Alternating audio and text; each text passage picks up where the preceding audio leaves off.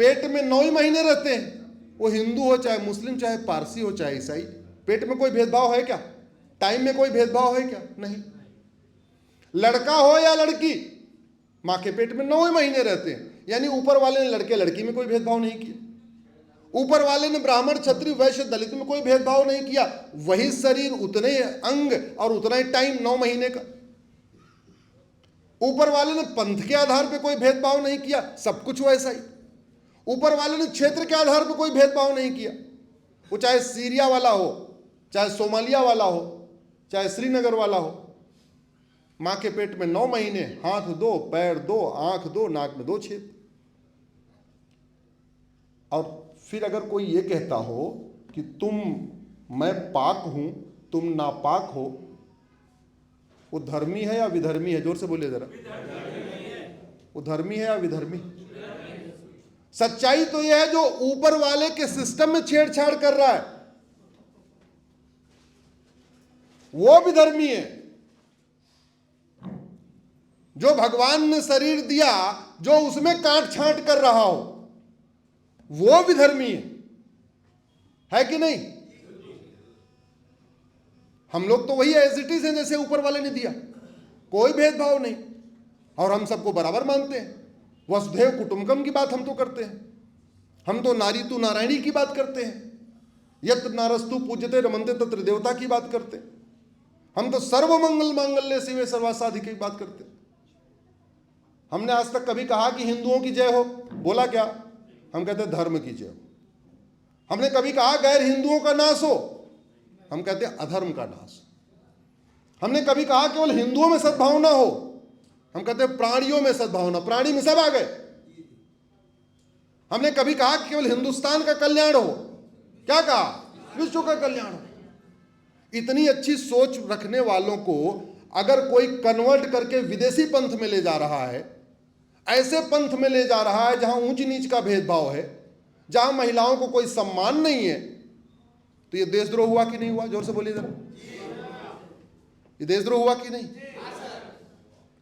एक चीज याद रखिएगा, मुगल यहां सत्ता के लिए नहीं आए थे। मुगल केवल और केवल इस्लाम को फैलाने आए थे। अंग्रेज सत्ता के लिए नहीं आए थे, अंग्रेज केवल और केवल क्रिश्चियनिटी फैलाने आए थे। ये तो झूठ पढ़ाया जाता था, मुगल सत्ता के लिए आए, अंग्रेज सत्ता के लिए आए। वो मुगलिया सोच खत्म हुई क्या? वो बाबर की सोच खत्म हुई क्या? वो तुगलक की सोच खत्म हुई क्या? वो गजनी गोरी की सोच खत्म हुई क्या? नहीं। क्यों नहीं खत्म हुई? क्योंकि जहां से वो सोच निकलती है वो स्कूल आज भी चल रहा है। और वो स्कूल किसके नाम पे चल रहा है? माइनॉरिटी के नाम पे। और माइनॉरिटी के नाम पे क्यों चल रहा है? क्योंकि भारत के संविधान में एक जगह माइनॉरिटी लिखा तो है, लेकिन माइनॉरिटी कौन है ये आज तक डिफाइन ही नहीं किया गया, परिभाषित नहीं किया गया। तो माइनॉरिटी को परिभाषित करने के लिए भी राजनीतिक शक्ति चाहिए। तो लेकिन सबको अगर बताएं समस्या जड़ क्या है, मूल कारण क्या है, समाधान क्या है, तो वो रास्ता निकलेगा। मेरी PIL चल रही धर्म और रिलीजन के ऊपर, कभी गूगल करिएगा धर्म और रिलीजन अश्विनी उपाध्याय, जिसमें मैंने कहा है रिलीजन तोड़ता है और धर्म जोड़ता है। धर्म और रिलीजन एक समान नहीं होता, उसमें 20 हमने भेदभाव बताए हैं कोर्ट को, और कोर्ट ने सरकार को नोटिस भी जारी किया है। ऐसे दूसरा, पहला सबसे पहले धर्म और रिलीजन को डिफाइन करने की जरूरत है, दूसरा अल्पसंख्यक को डिफाइन करने की जरूरत है। अल्पसंख्यक वो होता है जिसका कोई सामाजिक वजूद न हो, जिसका कोई आर्थिक वजूद न हो, जिसका कोई राजनीतिक वजूद न हो, संख्या में नगण्य हो। और UN की एक और डिफिनेशन है, वो कहती है अल्पसंख्यक वो होता है जिसने कभी शासन ही न किया हो। चाहे पहली डिफिनेशन उठाओ चाहे दूसरी डिफिनेशन उठाओ, अगर भारत में माइनॉरिटी को डिफाइन कर दिया जाए तो बहुत सारी समस्याओं का समाधान हो जाएगा। धर्म और रिलीजन को डिफाइन करने का फायदा यह हो जाएगा, कुरान एक रिलीजियस किताब है, बाइबल एक रिलीजियस किताब है, लेकिन भगवत गीता और रामायण धार्मिक ग्रंथ है। क्योंकि कुरान इस्लाम को प्रमोट करती है, बाइबल क्रिश्चियनिटी को प्रमोट करती है, और भगवत गीता मानवता को प्रमोट करती है। तो भगवत गीता धार्मिक ग्रंथ है और कुरान और बाइबल मजहबी किताब है, रिलीजियस किताब है। दुर्भाग्यवश ये इतनी बात हमारे सुप्रीम कोर्ट के जज भी नहीं समझ रहे, हमारे हाई कोर्ट के जज भी नहीं समझ रहे, सांसद विधायक मंत्री भी समझ नहीं रहे हैं। और इसके कारण नुकसान ये हो रहा है कि संविधान का आर्टिकल 27 ये कहता है, 28, कि आप रिलीजियस किताब नहीं पढ़ाएंगे। वो सोच रहे हैं कि भगवत गीता और रामायण नहीं पढ़ाएंगे। अरे आर्टिकल 28 कह रहा है रिलीजियस किताब नहीं पढ़ाना, धार्मिक ग्रंथ पढ़ाने से थोड़ी मना किया है। भगवत गीता और रामायण तो धार्मिक ग्रंथ है, वेद धार्मिक ग्रंथ है। ये संविधान आर्टिकल 28 बाइबल कुरान पढ़ाने से मना करता है, और हो उल्टा रहा है। पढ़ाया क्या जा रहा है स्कूलों में? बाइबल कुरान, वेद पुराण पढ़ाया जा रहा है क्या? गीता रामायण पढ़ाया जा रहा है? ये ठीक कराने के लिए जरूरी है आपके पास शक्ति होनी चाहिए, राजनीतिक इच्छा शक्ति भी हो और राजनीतिक शक्ति भी हो, संसद में आपके पास भी शक्ति हो और विधानसभा में भी आपके पास शक्ति हो। तीसरा, आप हेट स्पीच खूब सुनते रहते होंगे। हेट स्पीच, दुर्भाग्यवश भारत में आज तक हेट स्पीच किसी कानून में डिफाइन ही नहीं है। न भारत के संविधान में हेट स्पीच लिखा हुआ है, चलो संविधान में तो लिखने की जरूरत भी नहीं, लिखा भी नहीं जाएगा। भारत के किसी कानून में हेट स्पीच डिफाइन ही नहीं है। मैं आज धर्मराज युधिष्ठिर के इंद्रप्रस्थ से ये मांग करता हूं कि हेट स्पीच को डिफाइन करिए, डिफाइन होना चाहिए।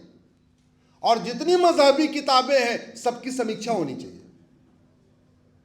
अगर कोई किताब हेट स्पीच फैला रही है तो क्या करना चाहिए उसको? स्वाभाविक सी बात। आप में से कुछ लोग हनुमान जी की पूजा करते होंगे। आप चिल्ला चिल्ला के बोलते हैं क्या केवल हनुमान जी पूजा योग्य है? कभी बोला आपने? आप राम की पूजा करते हो, राम भक्त तो कभी नहीं बोलते केवल राम ही पूजा योग्य है। शंकर जी के भक्त कभी नहीं बोलते केवल शंकर ही पूजा योग्य है। जैन कभी नहीं बोलते केवल भगवान पार्श्वनाथ ही पूजा योग्य है। बौद्ध कभी नहीं बोलते केवल गौतम बुद्ध ही पूजा योग्य है। सिख भाई कभी नहीं बोलते केवल गुरु ग्रंथ साहिब ही पूजा योग्य है। लक्ष्मी दुर्गा के भक्त कभी नहीं बोलते केवल लक्ष्मी दुर्गा ही पूजा योग्य है। लेकिन दूसरी तरफ लाउड स्पीकर से चिल्ला चिल्ला के 5 बार कहा जाता है हम जिसकी पूजा करते हैं, हम जिसकी इबादत करते हैं वही पूजा योग्य है। इसका मतलब इनडायरेक्टली ये कहा जा रहा है तुम्हारे राम, विष्णु, शंकर, हनुमान, दुर्गा, लक्ष्मी, सरस्वती, भगवान महावीर, भगवान बुद्ध, ये कोई भी पूजा योग्य नहीं, ये कहा जा रहा है। इससे बड़ी हेट स्पीच कुछ हो सकती है क्या? ये हेट स्पीच है कि नहीं है? लेकिन मुकदमा इसलिए नहीं हो पा रहा है क्योंकि हेट स्पीच डिफाइन ही नहीं है। मेरा ये मानना है अगर ढोल गंवार शूद्र पशु नारी पे सार्वजनिक चर्चा हो सकती है और होना भी चाहिए, वेदों की ऋचाओं पे चर्चा हो सकती है, रामचरितमानस की चौपाइयों पे चर्चा हो सकती है, तो बाकी मजहबी किताबों में जो कुछ लिखा है उस पर सार्वजनिक चर्चा क्यों नहीं होनी चाहिए? होनी चाहिए कि नहीं होनी चाहिए? तो शुरू करना चाहिए, मांग करना चाहिए, होनी चाहिए। यही काम तो बुद्धिजीवियों को करना है, आप लोगों को यही काम करना है। इसलिए कह रहा हूं 5-5 हजार फेसबुक फ्रेंड बनाइए, सही बात जन जन तक पहुंचाइए। नहीं तो हम आए बोले, आपने सुना, आप भी गप पकड़ के अपने अंदर रख के छोड़ दिया, तो फायदा क्या हुआ मेरे बोलने का? जो बात मैं कह रहा हूं आपको मेरी जो बात ठीक नहीं लग रही है छोड़ दीजिए, और मैं कह रहा हूं जो मेरी बात ठीक नहीं उसका विरोध करिए, मैं तो इतना भी कह रहा हूं। लेकिन जो बात मेरी ठीक लग रही है उसको 5000 लोगों तक फैलाइए। तो ये वीडियो जैसे आपके पास पहुंचे, आपने सुना, आपने डाल दिया अपने फेसबुक, 5000 लोगों तक पहुंच गया। कितने दुख की बात है। दिल्ली को बसाया किसने? धर्मराज युधिष्ठिर ने। दिल्ली में युधिष्ठिर रोड है क्या? जोर से बोलिए। भीम रोड है, नकुल रोड है, सहदेव रोड है, कुंती रोड है, माद्री रोड है, अभिमन्यु रोड है? नहीं। यहां Babar road, Humayun road, Lodhi road, Tughlaq road, Ghori road, Ghazni road, अरे अकबर रोड, शेरशाह रोड। क्या मतलब है इस जगह का उन वहशी दरिंदों से?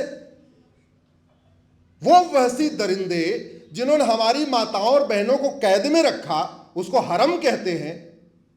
ऐसे हरामियों के नाम पे सड़क मोहल्ले गलियां होनी चाहिए क्या? आप गूगल करिएगा सबसे बड़ा हरम किसका था? अकबर का, जिसका सबसे बड़ा हरम वो सबसे बड़ा हरामी। अरे हरम वाले को हरामी बोलते हैं भाई, ये तो शब्द है। जो हरम रखता है उसको हरामी बोलते हैं। जिसका सबसे बड़ा हरम वो सबसे बड़ा हरामी, और उसको किताबों में सबसे महान। कई बार मैं सोचता हूं कि कांग्रेस ने अपना हेडक्वार्टर बनाया तो अकबर रोड पे क्यों बनाया?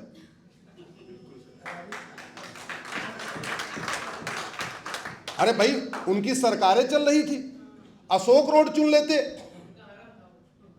और भी कोई रोड चुन लेते। मैं कई बार सोचता हूं कि बीजेपी वालों ने अपना ऑफिस अशोक रोड पे क्यों बनाया और कांग्रेस ने अपना ऑफिस अकबर रोड पे क्यों बनाया। और फिर एक बार और सोचा, ये राहुल गांधी तुगलक रोड पे क्यों गए?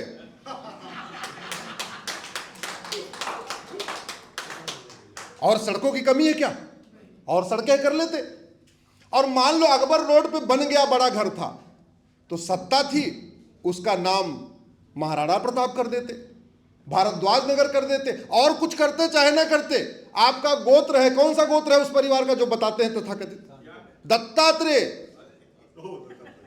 तो कम से कम अकबर रोड का नाम दत्तात्रेय रोड कर लेते। अरे भैया, अगर नेहरू जी के नाम पे 100 रोड हो सकती है, इंदिरा जी के नाम पे 100 रोड हो सकती है, राजीव गांधी के नाम पे 50 रोड हो सकती है, तो एक रोड अपने गोत्र के नाम पे रख लेते, दत्तात्रेय रोड बना लेते। दत्तात्रेय रोड बनाया क्या? नहीं। कई बार मुझे लगता है इस परिवार के डीएनए में कुछ गड़बड़ी है। नाम भले हिंदू वाला है, नाम भले सनातन वाला है, लेकिन क्योंकि एक हिंदू वोट के लिए, नोट के लिए, सत्ता के लिए कितना भी खिलाफ चला जाएगा, मैक्सिमम वो जयचंद तक बनेगा। बस मैक्सिमम जाएगा तो जयचंद तक जाएगा। ये परिवार जयचंद से कई गुना इसने खतरनाक काम किया। एक के बाद एक वक्फ एक्ट बना दिया। अंग्रेजों ने 2013 में जो वक्फ एक्ट बनाया था, 1913 में बनाया था, डिवाइड एंड रूल के लिए बनाया था, लेकिन इतना खतरनाक नहीं था। और जब देश आजाद हो गया तो संविधान का आर्टिकल 13 ये कहता है, मजहब के आधार पे जितने नियम कानून बने हैं इनको सबको खत्म करो, नया कानून बनाओ। संविधान का आर्टिकल 13 कहता है। तो कायदे से, और आर्टिकल 13 ये भी कहता है कि जितने भी मजहबी का नियम कानून है वो सब 26 जनवरी 1950 को खत्म हो गए। तो अंग्रेजों वाला 1913 वाला वक्फ एक्ट भी खत्म हो गया। लेकिन 1954 में नेहरू जी ने एक महाघटिया वक्फ एक्ट बनाया। पहली बात तो आपको बता दूं, वक्फ का मतलब दान होता है। दान अपने पैसे से किया जाता है, दूसरों का चोरी करके किया जाता है क्या? आपको दान करना है, अपने जेब से पैसा निकालोगे, दूसरे के पॉकेट मारोगे? क्या करोगे? जोर से बोलो। आपको जमीन दान करनी है, अपनी पुश्तैनी जमीन दान करोगे, दूसरों की जमीन कब्जा करके दान करोगे?